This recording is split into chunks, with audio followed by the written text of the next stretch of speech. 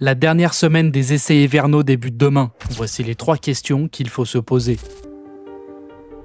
Pour l'instant, c'est la grosse déception. Rien ne va pour Aston Martin.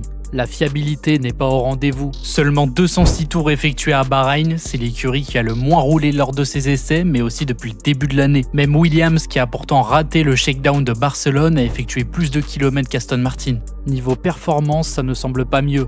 Lance Stroll estime qu'ils ont environ 4 secondes et demie de retard sur les meilleurs. C'est d'ailleurs ce qui sépare le chrono du Canadien du meilleur temps de Kimi Antonelli lors de ses essais. Désormais, il ne s'agit plus de savoir si Aston Martin sera derrière, mais plutôt de connaître l'ampleur du retard accumulé.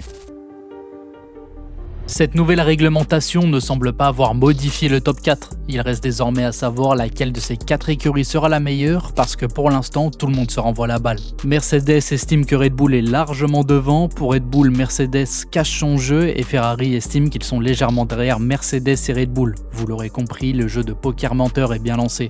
Ferrari a impressionné grâce à sa fiabilité, le moteur Red Bull a récolté les louanges de tout le paddock et Mercedes est la seule équipe à être passée sous la barre des 1.34. Seul McLaren semble un petit peu en retrait. Actuellement, il est très difficile de savoir quelle équipe est réellement devant. Charles Leclerc l'a dit, avec ses nouveaux moteurs, il existe désormais beaucoup plus de façons de masquer la performance. Ces 4 équipes seront à surveiller de près cette semaine.